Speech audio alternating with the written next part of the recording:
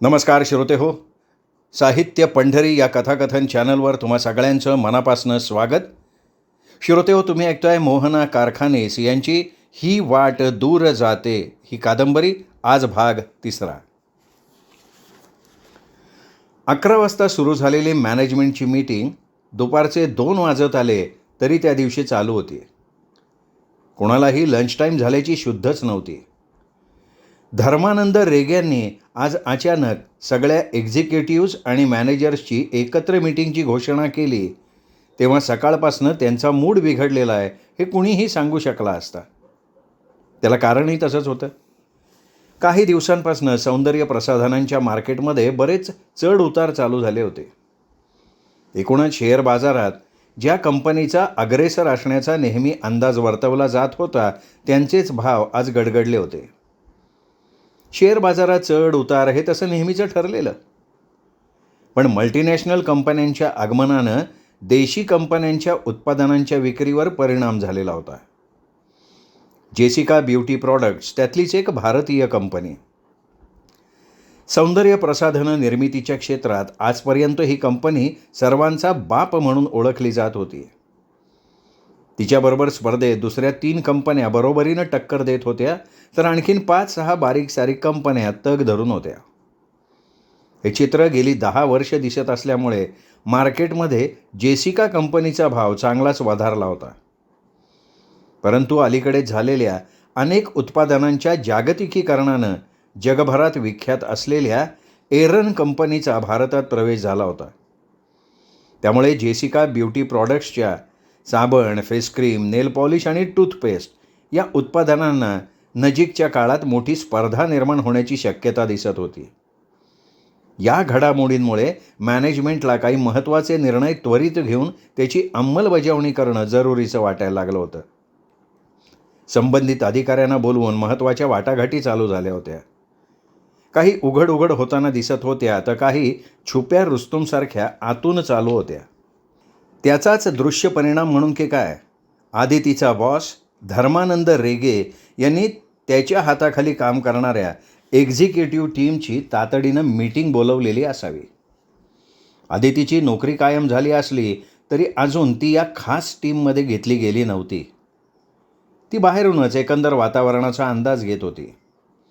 स्वामी मध्येच येऊन तिला काही आतील गोटातील खास बातम्या देऊन जात होता. तेवढ्यात आदितीला बॉसनं बोलवलंय असा निरोप स्वतः अनिल घेऊन आला. आदितीला आश्चर्य वाटलं. मला बोलवलंय? अनिल, ही वेळ चेष्टा मस्करीची नाही आहे. अगं हो आदिती, ही वेळ घालवण्याची नाही आहे, तुला ताबडतोब आत बोलवलंय, अनिलने गंभीर होत सांगितलं. मग मात्र आदिती गडबडली, पण नंतर सावरून तिला माहीत असलेल्या नोंदींचं नोटपॅड घेऊन ती आत जायला निघाली. कॉन्फरन्स रूमकडे जाताना तिला निकिताच्या टेबलाला वळसा घालून जावं लागलं. निकितानं तिच्याकडे एक क्षण पाहिलं. ती नजर आदितीला आयुष्यात विसरता येणं शक्य नव्हतं. त्या नजरेत काय नव्हतं, तिच्याविषयीचा द्वेष, असूया काठोकाठ भरली होती. हे असं का? आपलं काम जर आपण प्रामाणिकपणे आवडीनं करत राहिलो तर अशी मनस्थिती व्हायचं कारण काय? इथे वैयक्तिक स्पर्धेला वाव नसतो. आदितीला वाईट वाटलं, पण आता थांबायला वेळ नव्हता. पुढल्याच क्षणी निकिताकडे दुर्लक्ष करून ती आत गेली. उबदार, आलिशान, लांबलचक कॉन्फरन्स रूममध्ये बॉस धर्मानंद रेगे, दुसरे 2 मॅनेजर्स, अनिल, स्वामी हे बसले होते. दुसऱ्या डिपार्टमेंटमधले 3 जण होते, त्यांना ती ओळखत नव्हती. ती धरून मोजून 2 मुली. पुरुष आणि स्त्रियांचं प्रमाण इथेही व्यस्त. बॉसनी आपल्याला का बोलवलं असावं याचा ती अंदाज घ्यायला लागली. अलीकडेच नोकरीला लागलेल्या तरुण नवख्या आदितीला बॉसनं मॅनेजमेंटच्या महत्त्वाच्या मीटिंगला बोलवलं याकडे सगळेच डोळे विस्फारून बघायला लागले. काहींच्या कपाळाला आठ्या पडल्या, पण धर्मानंद रेगे त्यांच्या निर्णयावर अटळ होते. खुद्द आदितीला हा एक सुखद धक्का होता. ये आदिती बैस, ते त्यांच्या दमदार आवाजात बोलले. आदिती सावरून बसली. सगळ्यांच्या नजरा तिच्यावर रोखल्या गेलेल्या असताना तिच्या हाताला किंचित सूक्ष्म थरथर सुटलेली तिच्या लक्षात आली. वातावरण गंभीर होतं. ही आदिती आपल्या कंपनीच्या अंघोळीच्या साबणाचा, विन्झॉलचा आणि टूथपेस्ट चमकोच्या खरेदी विक्रीचा आलेख ही वर्षभर मॉनिटर करते. अतिशय मेहनती, हुशार आणि आपल्या कामात प्रामाणिक अशी ही मुलगी. लवकरच तुम्हालाही याचा अंदाज येईलच. बॉसची वाक्ये आदितीच्या कानावर पडत होती. अशा प्रकारच्या मोठ्या मीटिंगला ती पहिल्यांदाच येत होती. एरवी आदिती कितीही धीट असली तरी आत्ता मात्र तिची दातखीळ बसल्यासारखं झालं होतं. आदिती, आपल्या साबणाची, विन्झॉलची गेल्या 6 महिन्यातल्या विक्रीची परिस्थिती काय आहे हे जरा डिटेलमध्ये समजावून सांगशील? बॉसची तीक्ष्ण नजर तिच्यावर रोखली गेली. मिनिटभर ती पूर्ण ब्लँक. धर्मानंद खाकरले. आदिती, भानावर ये, तिने स्वतःला समजावलं. दीर्घ श्वास घेतला. गेल्या 6 महिन्यातले विक्रीचे आकडे विचारपूर्वक काढले. ते सर्व या क्षणी दाखवायला वेळ नव्हता. मॅनेजमेंटला फक्त महत्त्वाच्या टिप्पणी हव्या होत्या हे तिच्या लक्षात आलं. सुदैवाने तिने प्रत्येक महिन्याचा आलेख व्यवस्थित बारकाईनं अभ्यासला होता. त्यावेळी निरीक्षण केलेल्या आणि लक्षात आलेल्या बाबी सर्वांना स्पष्ट शब्दात सांगायचा निर्णय तिने घेतला. अनेक त्रुटी दिसत होत्या. कदाचित त्या उत्पादनांच्या संबंधित अधिकाऱ्यांना तिचं तसं स्पष्ट बोलणं आवडेल किंवा आवडणार नाही, पण जे वास्तवात घडतंय त्याचा उच्चार करणं यावेळी तिला गरजेचं वाटलं. कदाचित तसं करणं तिच्यासाठी काही जणांशी पंगा घेण्यासारखं होतं. पण सत्य किती काळ लपून राहणार? परिणाम काही होवो, माझं काम मी निर्भयपणे करणार असा आदितीने निश्चय केला. ती उभी राहत म्हणाली, मला बोलण्याची संधी दिल्याबद्दल मी सर्वांची आभारी आहे. प्रथम जेसिका ब्युटी प्रॉडक्ट्सच्या अंघोळीच्या साबणाचे म्हणजेच विन्झॉलचे देशभरातल्या विक्रीचं चित्र बघूया.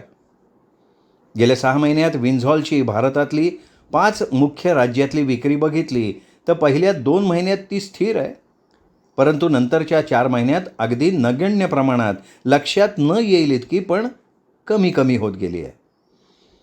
वरवर बघता हा बदल अगदी नगण्य वाटतोय खरा, पण पुढच्या 6 ते 9 महिन्यात कंपनीला याचा तीव्र फटका जाणवण्याची शक्यता आहे. याशिवाय कंपनीच्या उत्पादनांच्या जाहिरातीचा खर्च वाढला आहे. अरमान खान या मॉडेलनं विन्झॉलची जाहिरात करणं थांबवलेलं असल्यामुळे त्याचाही नकारात्मक परिणाम विन्झॉलच्या जाहिरातीवर काही काळ झाला आहे. एरॉनचे जगविख्यात 2 साबण बाजारात आल्यामुळे त्याचाही नकारात्मक परिणाम नजीकच्या काळात विन्झॉलच्या विक्रीवर होईल असा अंदाज आपल्याला बांधता येतो. सध्या एरॉनची लॉन्च एंट्री दिल्ली आणि बेंगलोर इथे झाली आहे. त्या संदर्भात मी दोन्ही उत्पादनांचे विक्रीचे नंबर मॅनेजमेंटसमोर दाखवू शकते. त्यासाठी मला थोडा वेळ देण्यात यावा.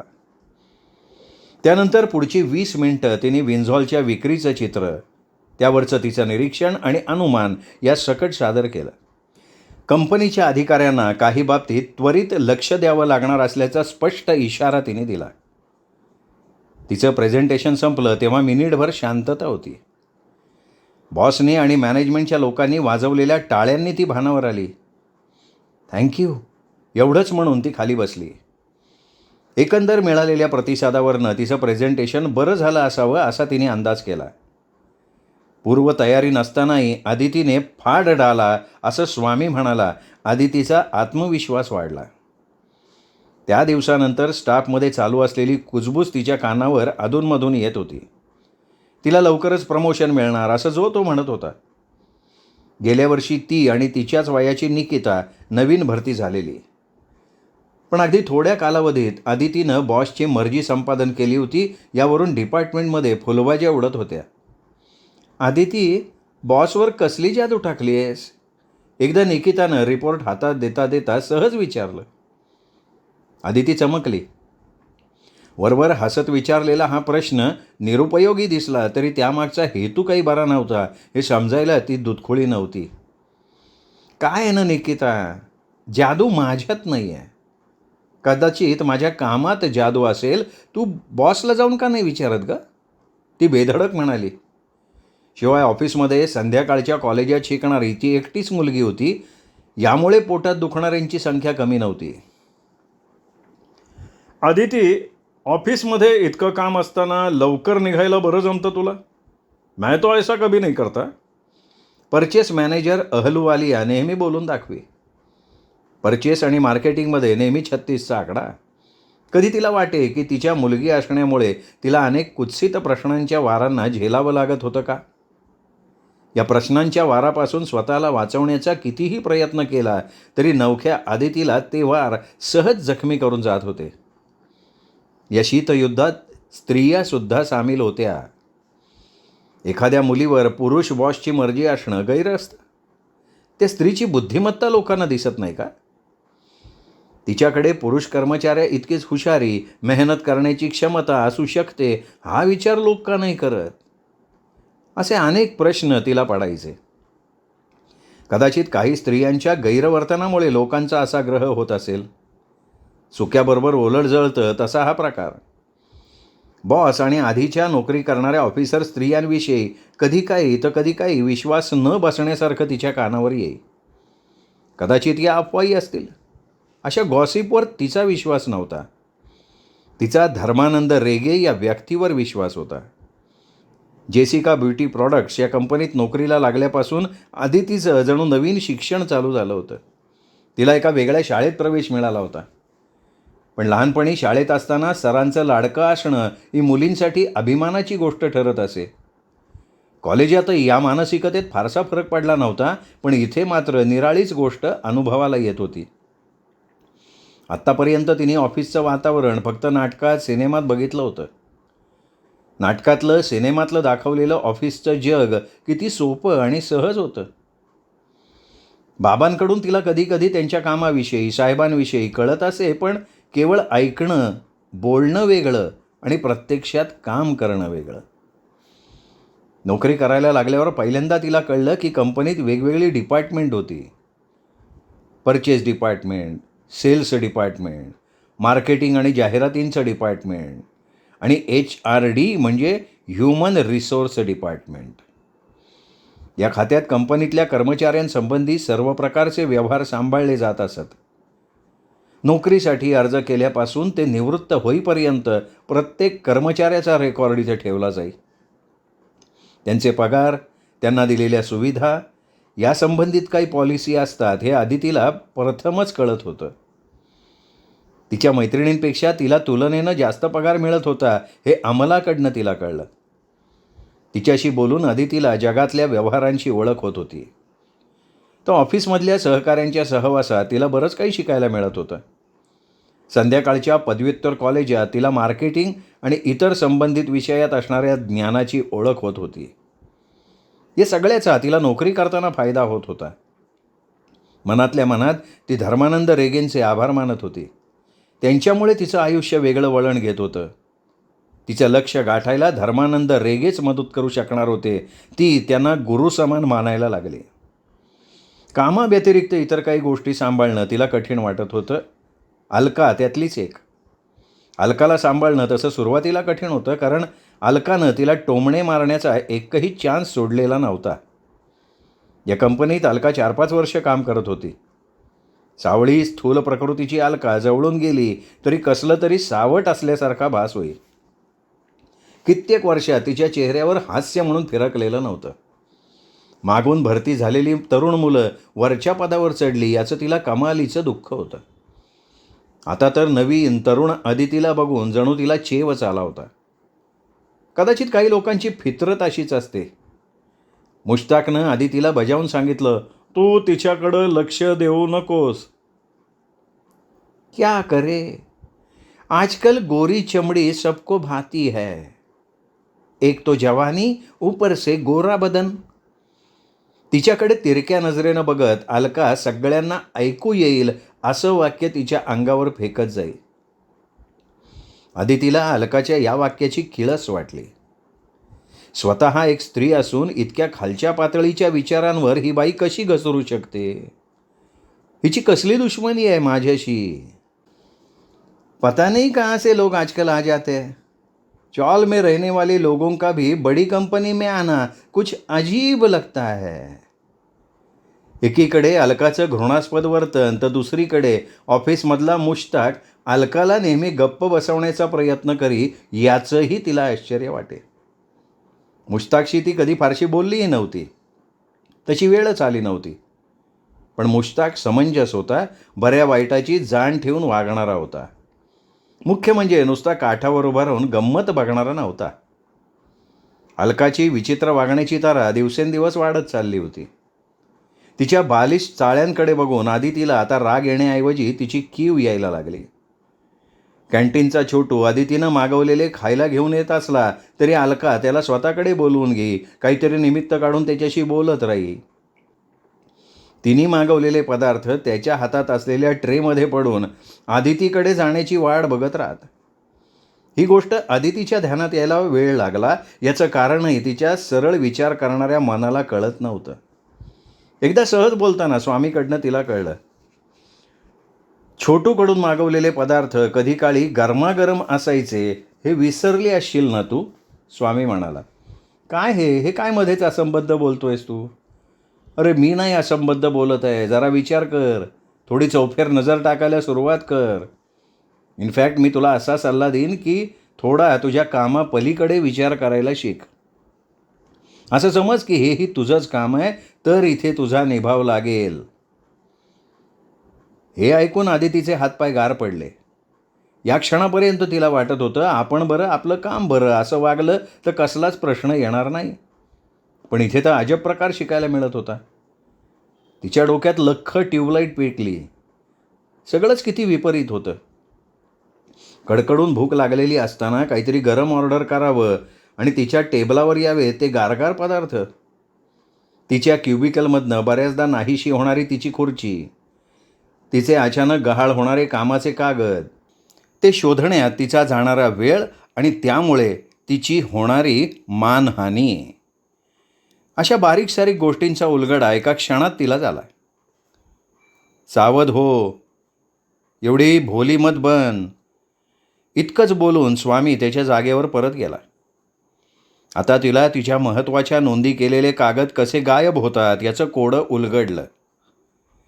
2 दिवसांनी होणाऱ्या प्रेझेंटेशनची तयारी केली की एखादा मधलाच महत्त्वाचा कागद गहाळ होत असे. तिच्या विसराळूपणाबद्दल ती स्वतःला दोष देत होती. पण आता तिला अनेक प्रश्नांची उत्तरं मिळत होती. आपल्याच विचारात कामाचे एक एक प्रकार हातावेगळे करत ती गुंतली होती. तेवढ्यात इंटरकॉमवरनं बॉसनं तिला केबिनमध्ये बोलवलं.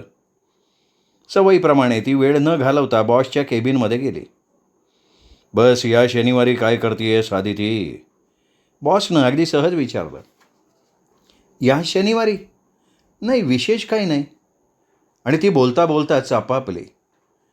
बॉसनं टेबलाखालून हळूच तिच्या मांडीवर हात ठेवला होता. विजेचा झटका बसावा तशी ती ताडकन उठली.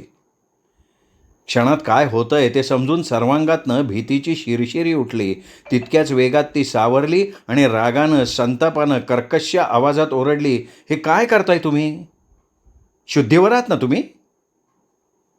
धर्मानंद रेगे? तिच्या विश्वासाच्या चिंध्या चिंध्या झाल्या होत्या. आजूबाजूला वावरणाऱ्या आकर्षक, आदरणीय चेहऱ्यांमागे इतके विद्रूप चेहरे असू शकतात याचा जबरदस्त धक्का तिला बसला. आदिती, कमॉन, इतकी सोवळी असायचं नाटक करू नकोस. इकडे काहीही फुकट मिळत नाही. बॉसच्या सोज्वळ वाटणाऱ्या चेहऱ्याकडे पाहता पाहता आदितीच्या भावविश्वाला तडे जात होते. तिला या सगळ्या प्रकाराची किळस आली. खबरदार, पुन्हा असा काही प्रकार केला तर मला हात लावण्याचा प्रयत्नही करू नका. मी तुम्हाला माझं गुरु मानलं आणि तुम्ही मात्र शी. तिला बॉसच्या चेहऱ्यावर थुंकावंसं वाटलं. काय करशील काय? आणि तुझ्या स्वप्नांचं काय? तुला काय वाटतं माझ्या विरुद्ध जाऊन तुला इथे राहता येईल? त्यापेक्षा माझं ऐक. तुझं स्वप्न तू पूर्ण करशील आणि मी माझं. ते माझं मी बघून घेईन, पण मला इतरांसारखी समजू नका. यापुढे माझ्या वाट्याला गेलात ना तर बरोबर दाखवून देईन. तिने त्यांच्यावर जळजळीत नजर रोखत म्हटलं. बॉसला बहुतेक हे अनपेक्षित असावं. केलेल्या उपकाराखाली दबून आदिती आपल्याला हवं तसं वागेल अशी त्याची खात्री असावी. अदितीच्या अवतारानं थोडा वेळ तो मनात घाबरूनच गेला. सेकंदही न थांबता ती संतापानं बॉसच्या केबिन बाहेर पडली. बाहेर येऊन घटाघटा पाणी प्यायली. धर्मानंद रेग्यांच्या या विकृत दर्शनानं ती हादरली होती. थोड्या वेळानं शांत होऊन ती या सगळ्याचा विचार करायला लागली. अजिबात घाबरायचं नाही. बॉसच्या वरसुद्धा वरिष्ठ लोक आहेत, मीडियावाले आहेत. यापुढे त्यांनी असा गैरप्रकार केला तर त्याला बरोबर धडा शिकवायचा. धर्मानंद, निकिता, अलका, अनिल सगळ्यांचे दाखवायचे चेहरे वेगळे आणि असली चेहरे वेगळे. लोकांबद्दल मनात असलेल्या कल्पना किती बिनबुडाच्या फोल होत्या याची तिला कल्पना आली. फॉरगेट अँड फॉरगिव्ह तिने कुठेतरी वाचलं होतं, पण प्रत्यक्षात तसं वागणं किती कठीण होतं. काही दिवसांपूर्वी मॅनेजमेंटकडून मिळालेल्या शाब्बासकीनं आज मैं ऊपर आसमां नीचे अशी तिची अवस्था झाली होती. तिला जे काही मिळतंय ते फक्त तिच्या बुद्धीच्या बळावर, हा तिचा भ्रम होता. तिचं प्रमोशन तिच्या दृष्टीपथ्यात आलं होतं आणि आता हातातोंडाशी आलेला घास कोणाच्या तरी लालसेमुळे हिरावला जाणार होता. फुकट काहीही येत नाही, बॉसचं वाक्य तिच्या कानात तप्त रसासारखं पडत होतं. आदिती हळूहळू खाली उतरत होती. कॉलेजचं फुलपाखरासारखं आयुष्य आणि नोकरीच्या ठिकाणी पिंजऱ्यात ठेवलेल्या पक्ष्यासारखं चाकोरीबद्ध आयुष्य. दाणापाणी मिळतं, पण उडायला मात्र लागतं दुसऱ्याच्या मर्जीनुसार. तिने मनाशी निश्चय केला. तिचं लक्ष तिला साध्य करायचं होतं. डोळ्यात उडणाऱ्या कचऱ्यानं तिला तिची दृष्टी दूषित करायची नव्हती. तिला स्वतःचं तर रक्षण करायचं होतं, शिवाय या वादळाला हिमतीनं तोंड देत बाहेरही पडायचं होतं. इथे कोणीतरी गॉडफादर लागतो. त्या प्रसंगानंतर आदिती बदलली. बाबांनी कित्येक वर्ष नोकरी केली. त्यांनी अनेक पावसाळे बघितलेत. त्यांच्या वेळी ऑफिसमध्ये कसं वातावरण असेल. ते वयाच्या 21व्या वर्षापासून नोकरी करतायत. त्यावेळी आत्तासारखी स्पर्धा नव्हती, पण त्यांचे प्रश्न वेगळे होते. घरची गरिबी होती. बाबा त्यांच्या स्त्री सहकाऱ्यांशी कसे वागले असतील. त्यांच्या अनुभवाविषयी त्यांना विचारावं एकदा. तिने एका रविवारी गप्पा मारता मारता त्यांना विचारलं सुद्धा, बाबा, एक विचारायचं होतं. तुमच्या नोकरीला इतकी वर्ष झाली, तुम्ही हे जग जवळून पाहिलं आहे. तुम्हाला तुमच्या सहकाऱ्यांचा कसा अनुभव आला. कॉर्पोरेट जग किती वेगळं असतं नाही. शाळा कॉलेजमध्ये आपण कसे फ्री असतो, फुलपाखरासारखे. मित्र हे फक्त मित्र असतात. आतून वेगळे, बाहेरून निराळे असं काही नसतं. पण इथे मात्र सगळंच वेगळं आहे. म्हणजे मला असं म्हणायचं आहे की वरवर लोक तुमच्याशी मित्रत्वाच्या नात्यानं वागतात. त्यावेळी असं वाटतं की किती छान आहेत ही माणसं, अगदी आपल्या कुटुंबातल्या माणसांसारखी. पण नंतर त्याच माणसांकडनं कधी अगदी विचित्र अनुभव येतो आणि मग एकदम गोंधळून जायला होतं. अशी का वागतात ही माणसं, हा विचार मनात येतो आणि मग वाटतं की लोकांना ओळखायला मी चुकतीये का. कुणावर विश्वास ठेवायचा आणि कुणावर नाही हे काही केल्या कळत नाही. पावलोपावली सावध राहावं लागतं, पण त्यामुळे अडकून गेल्यासारखं वाटतं, गुदमरल्यासारखं होतं. बाबांनी हातातलं काम बाजूला ठेवलं. वातावरण अचानक स्तब्ध झाल्यासारखं वाटलं. बाबांनी सावकाश खाली अंथरलेल्या सतरंजीवर पाय पसरले. त्यांच्या पायाच्या शिरा फुगल्यासारख्या वाटल्या. अदितीचं साहजिक तिकडे लक्ष गेलं. बघितलंस अदिती, माझ्या पायाच्या शिरा फुगलेल्या दिसतात ना तुला. पूर्वी या फुगत नसत, न कुरकुरता काम करत. त्यामुळे काय व्हायचं तर माझे पाय आणखीन जोमानं जलद काम करायचे. पाय जलद चालायचे म्हणून मीही ऐन उत्साहात असायचो. आता बघ, एक शीर फुगली म्हणून दुखली, दुसरी फुगली आणि ती पण दुखली, दुसरी म्हणून तिसरी. याचा परिणाम माझ्या पूर्ण शरीरावर व्हायला लागलाय. कामचंही तसंच आहे. एक नकारात्मक वागला म्हणून दुसरा, दुसऱ्यामुळे तिसरा, हे असं चालूच राहतं आणि मग त्यामुळे सगळं वातावरण बिघडतं. तर मग काय बघायचं, कशामुळे हे सगळं घडतंय ते नेमकं ओळखायचं. एकदा का ते कळायला लागलं की स्वतः त्यात न गुंतता दुसऱ्या शिरांना दुखण्याचं कारण निर्माणच होऊ द्यायचं नाही. वेळीच त्या शिरेचा इलाज करायचा, म्हणजे दुसऱ्या असंख्य नकारात्मक कारणांना निर्माणच होऊ द्यायचं नाही. कळतंय तुला मी काय म्हणतोय ते? मला कळतंय थोडं थोडं तुम्ही काय म्हणताय ते. शिरांवरनं आठवलं. बाबा, तुम्ही एक पुरुष आहात. समजा तुम्ही बाई असतात तर तुम्हाला जे अनुभव आले तेच बाई असता तरी आले असते का? तुमच्या जागी आई तुमचं काम करत असती तर? आईने तिचं तेवढं वाक्य मात्र बरोबर ऐकलं. मला कोणी नोकरी करू दिली असती तरच हे सगळं रामायण घडलं असतं ना. आई गुस्स्यात.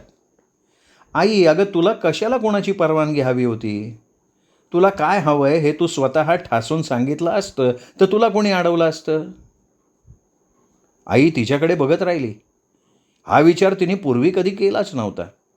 हो ग बाई हो, तुझं म्हणणं किती बरोबर आहे.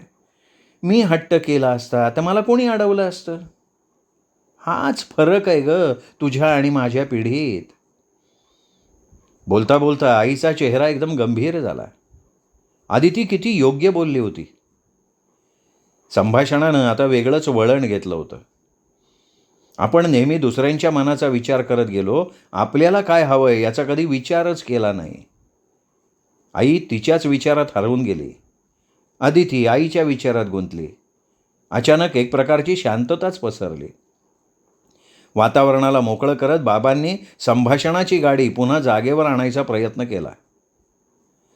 आमच्या ऑफिसमध्ये कोणी स्त्री अधिकारी नाही आदिती, त्यामुळे हा प्रश्न कधी उद्भवलाच नाही. असं का हो बाबा? कुणीच स्त्री अधिकारी नाही? आणि तेच बरं आहे बाई. पुरुषांनी बाईचं आणि बाईंनी पुरुषाचं काम करावंच कशाला म्हणते मी. बाईने आपलं स्वयंपाक पाणी बघावं, घरदार सांभाळावं. आजी आत पलंगावर पडल्या पडल्या म्हणाली. सचिन हॉस्टेलमध्ये होतं आणि आजोबा नैसर्गिक कॉलसाठी गेले होते म्हणून त्यांचा सहभाग नव्हता, नाहीतर सगळं कुटुंब या विषयावर आपापलं मत मांडत होतं. आदिती, असं आहे ना, बायकांना संसार घर सांभाळून वरच्या पदावर जायला नाही जमत. लग्न झालं की मुलं, आणि मुलं झाली की तिचं सगळं लक्ष त्यावर केंद्रित होतं. एखाद्या अधिकाराच्या पदावर जायला लग्न, मुलं, आजारपण हे सगळं मध्ये येऊन नाही चालत. खूप मेहनत लागते, अहोरात्र काम करावं लागतं. बाबा बोलत होते आणि आदिती चिंतामग्न होत होती. बायकांना घर संसार सांभाळून अधिकारी पदावर जायला नाही जमत. हे वाक्य तिच्या मेंदूत भुंगा भुणभुण करावा तसं भुणभुण करायला लागलं. असं का? पुरुषाला लग्न केल्यावर काहीच फरक पडत नाही, पण बायकांना मात्र मागचं सगळं सोडून नवीन डाव मांडावा लागतो. आपल्या समाजाच्या अलिखित नियमांची ही भेट स्त्रियांना किती महागात पडते. पण मग या सगळ्या बायका हे चक्र मुकाट्यानं का स्वीकारतात? नाही, मी नाही या चक्रातनं जाणार, मी नाही हे डोळे मिटून स्वीकारणार, असा तिचा निश्चय व्हायला लागला. म्हणजे बाबा, तुम्हाला असं म्हणायचं आहे का, बायका मोठ्या प्रमाणावर अधिकारी होत नाहीत याचं कारण त्यांच्याकडे बुद्धी कमी असते असं नाही, तर घर संसार मुलं नातेवाईक समाज यात अडकून पडल्यामुळे त्या पुढे जात नाहीत? आदितीने तिच्या मनात खदखदणारा प्रश्न विचारला. आता बाबांवर गप्प बसायची पाळी आली. आपल्या मुलीने आपल्याला पेचात पकडलंय हे त्यांच्या लक्षात आलं. ते काहीच बोलले नाहीत, पण आदिती मनात समजून चुकली होती की आपण बायका जास्त इमोशनल होतो आणि त्यात बाकी सगळं विसरतो. कधी आईला, तर कधी वडिलांना, कधी भावंडांना, तर कधी मुलांना सुख देण्यात तिला आनंद वाटतो, आणि हे सगळं करताना बाई स्वतःचं स्वप्न, स्वतःच्या आवडीनिवडी सगळं विसरून जाते. पुरुषांना बायकांचा हा वीक पॉईंट नेमका कळतो का? बहुतेक कळत असावा, आणि मग तिथेच तर बायकांच्या दुय्यमत्वाचा पाया रोवला जातो. ज्या या चक्राला भेदून पुढे जातात त्या प्रचंड विरोधाला तोंड देत वर जातात. अशा प्रकारे आयुष्यातलं एक कटू सत्य आदितीला उमगत होतं. सकाळच्या वेळी ऑफिसच्या कुंद वातावरणात श्वास घ्यायला आदिती शिकत होती, तर रात्री कॉलेजचं शिक्षण व्यवस्थित चालू ठेवायचा प्रयत्न करत होती. कॉलेजच्या लेक्चर्सना वेळेवर पोचण्यासाठी संध्याकाळी तिला लवकर निघावं लागत असे आणि त्यासाठी तिची प्रचंड धावपळ होत असे. हातातलं काम असं घड्याळाकडे बघत संपवणं सोपं नव्हतं. त्यातून कुणी याविषयी काही बोललं, तक्रार केली तर तिची नोकरी धोक्यात आली असती. कुठल्याही परिस्थितीत तिच्या कामाच्या ठिकाणी गडबड होणं तिला कुठल्याही दृष्टीनं परवडण्यासारखं नव्हतं. घरात पैशांची गरज होती. आजी आजोबांच्या वयाबरोबर त्यांच्या औषधांचा खर्च वाढत होता. सचिनचं शिक्षण चालू होतं. महागाई वाढत होती. ऑफिसमधल्या छुप्या राजकारणाची कुणकुण तिला लागली होती. बॉस धर्मानंद रेगे कोणत्या तरी दबावाखाली आहे हे तिच्या लक्षात येत होतं. तिच्या नजरेला नजर द्यायचं तो टाळत होता. तिची महत्त्वाची कामं तिच्याकडून काढून निकिताला आणि अनिलला दिली गेली होती. निकितामधूनच आदितीवर एक तिरपा कटाक्ष टाकत असे आणि कुत्सित हसे. आदितीला एवढंच समजलं की इथे सरळ चालीनं नेहमी पट जिंकता येत नाही, कारण इथे उंटाच्या घोड्याच्या चालीनं चालणारे अनेक जण आहेत. बुद्धिबळाच्या पटावर एका वेळी 2च उंट, घोडे, हत्ती असतात. राणी ही एकच असते, पण प्रत्यक्ष आयुष्याच्या पटावर किती घोड्यांना, उंटांना आणि त्यांच्या तिरक्या चालीला ओळखावं लागतं आणि स्वतःचा बचाव करावा लागतो. आणखी एक गोष्ट तिला कळत होती, ती म्हणजे इथे प्रत्येकजण राजा किंवा राणी असल्याच्या आविर्भावातच वागतो. नवीन असताना तिला तिचा बॉस हा कोणी मोठी पॉवरफुल व्यक्ती वाटायची. पण नंतर तिला कळायला लागलं की आपल्याही बॉसच्या वरती 2 बॉस आहेत. गंमत म्हणजे ऑफिसच्या पटावर फक्त राजा नव्हता तर राणी होती. मालकीण जेसिका रॉय होती. त्या बड्या लोकांचं ओझरतं दर्शन 1-2दा तिला झालं होतं. आणि लहानपणी शिकलेलं मोठा मासा लहान माशाला खातो म्हणजे नक्की काय याचा प्रत्यय तिला यायला लागला. जेसिका रॉयला बघायची उत्सुकता तिला लागली होती. बायकांना आपलं स्थान टिकवण्यासाठी किंवा पुढे जाण्यासाठी क्षणोक्षणी झगडावं लागतं ही वस्तुस्थिती होती आणि तरीही जेसिका रॉयनं एवढं मोठं यशाचं शिखर गाठलं होतं.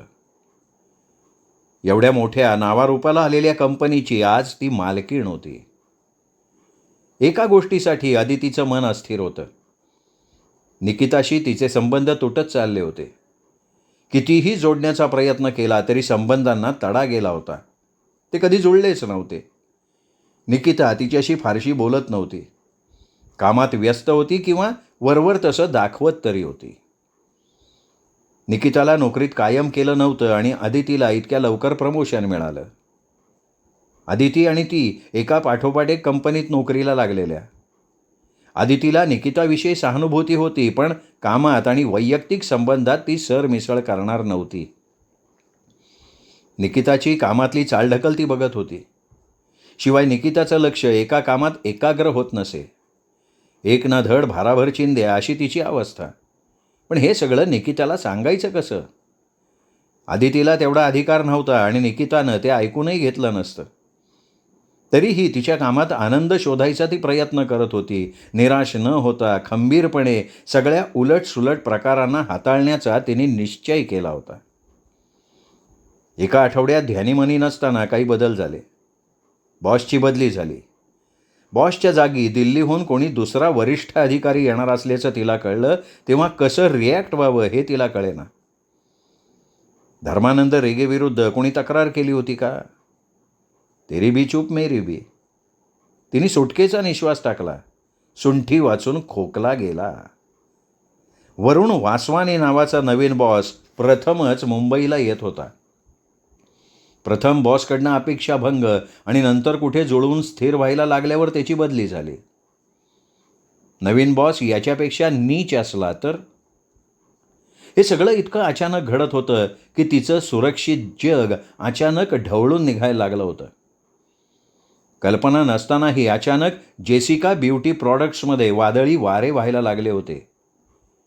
हळूहळू या वाऱ्यांच्या जोरानं इतक्या दिवसांची बंद दारं सताड उघडली जात होती. भविष्यात काय दडलं होतं कुणास ठाऊक. श्रोते हो, हा होता भाग 3. भाग 4 उद्या. तोपर्यंत नमस्कार मित्र.